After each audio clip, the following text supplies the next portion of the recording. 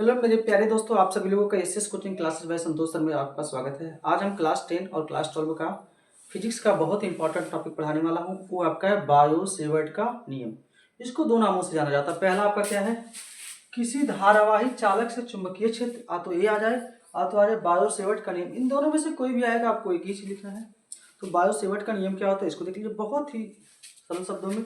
जब किसी चालक तार में हम क्या करते हैं, वैद्युत धारा प्रवाहित करते हैं। आपका चालक तार है, ये जो तार है चालक तार। जब इस चालक तार में हम क्या करते हैं, वैद्युत धारा प्रवाहित करते हैं, तो इसके चारों ओर क्या उत्पन्न हो जाता है, चुंबकीय क्षेत्र उत्पन्न हो जाता है। क्या हो जाता है, चुंबकीय क्षेत्र उत्पन्न हो जाता है। अब क्या करते हैं, इस चालक तार पे हम क्या करते हैं, एक छोटा सा अवयव ले लेते हैं, डेल्टा एल। ये आपका क्या है, डेल्टा एल है। ये आपका छोटा सा अवयव क्या है, डेल्टा एल है। अब आपका जब इस चालक तार में आपने वैद्युत धारा आई प्रवाहित किया है, इसके चारों ओर चुंबकीय क्षेत्र उत्पन्न हो गया। तो इसके चुंबकीय क्षेत्र पर एक बिंदु क्या लेते हैं, हम पी लेते हैं। इस पे हमें क्या करेंगे, इस चुंबकीय क्षेत्र में एक बिंदु पी लेते हैं। इसी पी बिंदु पर हमें चुंबकीय क्षेत्र क्या करना है, ज्ञात करना है। तो चलिए ये आपका डेल्टा एल जो है आपका छोटी सी लंबाई है, और इस बीच की दूरी क्या है, बिंदु जो पी है जिसपे हमें चुंबकीय क्षेत्र ज्ञात करना है, दूरी हमने आर मान लिया है। ठीक, तो चलिए ये आप यहाँ से देख लीजिए। जब किसी चालक तार में विद्युत धारा प्रवाहित की जाती है, तो उसके चारों ओर चुंबकीय क्षेत्र उत्पन्न हो जाता है। किसी धारावाही चालक में हम लघु अवयव आपका एक डेल्टा एल है के द्वारा उत्पन्न चुंबकीय क्षेत्र किसी बिंदु पी पर, हम एक बिंदु ले लीजिए पी पर, हम इस पर जो चुंबकीय क्षेत्र डेल्टा बी है ये किन कारकों पर निर्भर करता है। तो पहला आपका कारक क्या है, धारा के अनुक्रमानुपाती, यानी चालक में जो वैद्युत धारा बह रही है उनका अनुक्रमानुपाती होता है। इसका मतलब ये है, अगर जो वैद्युत धारा को बढ़ाएंगे तो चुंबकीय क्षेत्र का मान क्या होगा, बढ़ेगा। पहला क्या है, चालक में प्रवाहित धारा के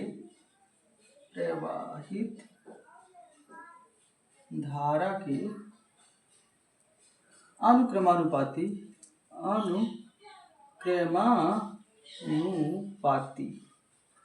होता है अर्थात आपका जो डेल्टा बी है ये आपका अनुक्रमानुपाती क्या हो गया, आई होगा। यानी इसका मतलब ये हो गया, अगर धारा का मान को हम बढ़ाते हैं तो चुंबकीय क्षेत्र का मान क्या होगा, बढ़ेगा। दूसरा पॉइंट क्या आप ले लीजिए, दूसरा पॉइंट क्या हो गया, ये डेल्टा अवयव जो है, जो चालक में आप छोटा सा दूरी लिए हैं, इसको भी क्या है, अनुक्रमानुपाती है। चालक में लघु अवयव डेल्टा एल के अनुक्रमानुपाती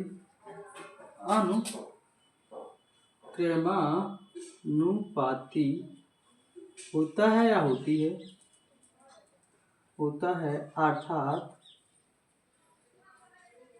अर्थात जो आपका डेल्टा बी है वह लंबाई के क्या है, अनुक्रमानुपाती है। इसका मतलब ये होगा, और डेल्टा एल का मान आप क्या करते हैं, ज़्यादा लेते हैं तो चुंबकीय क्षेत्र का मान क्या होगा, ज़्यादा होगा। और डेल्टा एल का मान आप क्या करते हैं, कम लेते हैं तो चुंबकीय क्षेत्र का मान आपका क्या होगा, कम होगा। किस बिंदु पर, बिंदु पी पर।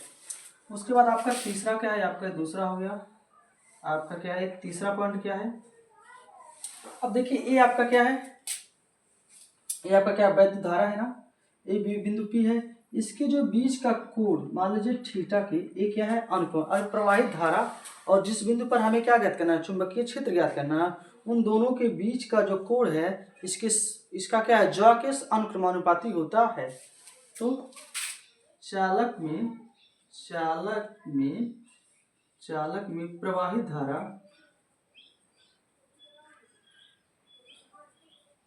धारा तथा बिंदु P के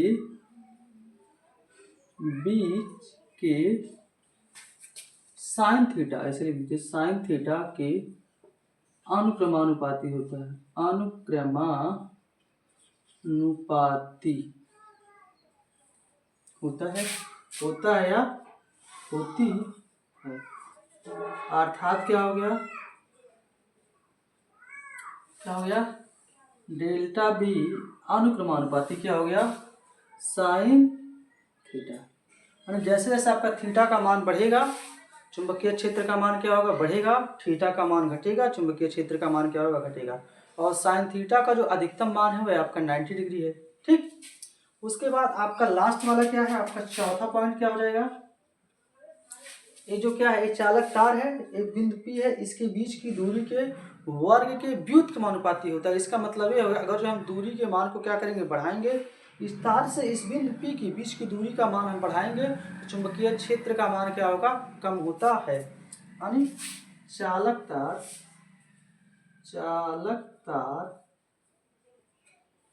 तथा बिंदु P के बीच की दूरी के वर्ग के व्युत्क्रमानुपाती होता है या होती है, होता है। अर्थात डेल्टा बी अनुक्रमानुपाती या व्युत्क्रमानुपाती 1/r²। तो इस तरीके से आपका जो चालक तार में जो धारा प्रवाहित हो रहा है, पहला क्या है, आपका कह सकते हैं जो चालक तार ये बिंदु P है, अगर जो हम धारा का मान बढ़ाएंगे तो चुंबकीय क्षेत्र का मान बढ़ेगा। इसका मतलब ये होगा जो चुंबकीय क्षेत्र है वह क्या है, वैद्युत धारा के अनुक्रमानुपाती होता है। दूसरा हमने क्या किया, डेल्टा एल के अनुक्रमानुपाती। इसका मतलब ये हो गया, अगर जो लंबाई का मान हम बढ़ाएंगे तो चुंबकीय क्षेत्र का मान क्या होगा, बढ़ेगा। साइन थीटा के अनुक्रमानुपाती, यानी ये आपका क्या है, चालक तार है, इसमें प्रवाहित धारा की दिशा है। ये आपका क्या, चुंबकीय क्षेत्र P है, इसके बीच का जो क्या है, एक कोण है, इसके अनुक्रमानुपाती होता है। आपका चौथा बिंदु क्या है, ये आपका चालक तार है, ये क्या है, बिंदु आपका P है, इसके बीच की दूरी के क्या है, वर्ग के व्युत्क्रमानुपाती है। इसका मतलब ये होगा, और जो बीच की दूरियां हम क्या करेंगे, बढ़ाएंगे तो चुंबकीय क्षेत्र का जो मान होगा वह क्या होगा, कम होगा। अब हम क्या करेंगे, इन चारों समीकरणों को क्या करेंगे, एक साथ लेंगे। क्या करेंगे, एक साथ लेंगे, एक साथ ले लेंगे। इन चारों समीकरणों को हम क्या करेंगे, एक साथ लेते हैं। चलिए देखते हैं एक साथ लेने के बाद क्या होता है। देखिए समीकरण इसी को हम 1 पॉइंट 2 पॉइंट 3 पॉइंट 4 पॉइंट मान सकते हैं। आप यहाँ भी एक समीकरण 1 कर सकते हैं, इसको समीकरण 2 कर सकते हैं, इसको समीकरण 3 कर सकते हैं, इसको समीकरण 4 कर सकते हैं। समीकरण 1 2 3 और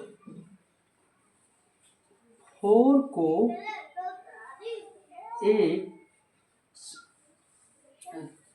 ऐसे लिख लीजिए, समीकरण 1 2 3 और 4 से, बस ज्यादा आपको लिखने की कोई जरूरत नहीं है।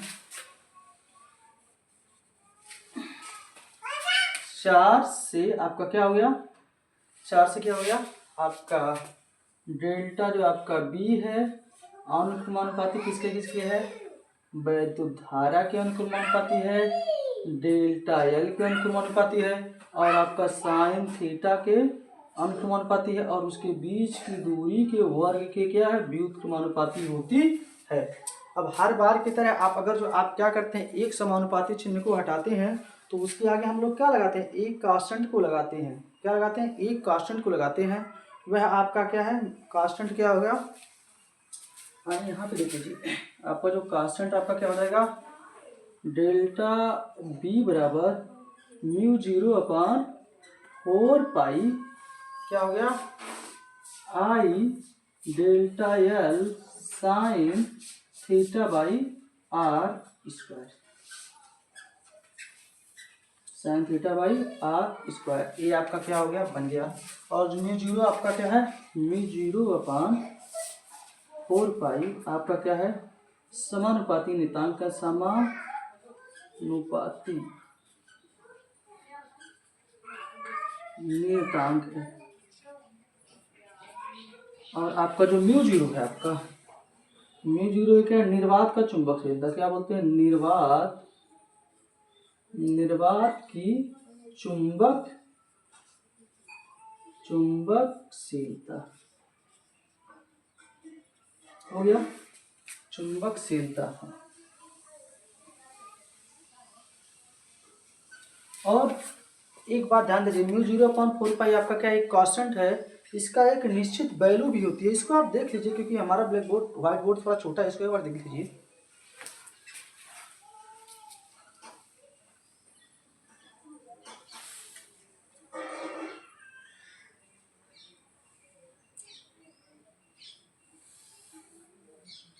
देखिए इसका मान क्या होता है, म्यू 0/4 पाई आपका, म्यू 0 का जो आपका मान होता है 4 पाई 10⁻⁷, और जो आपका म्यू 0 का जो मात्रक होता है वह आपका होता है वेबर एम्पियर मीटर स्क्वायर। क्या होता है, वेबर प्रति एम्पियर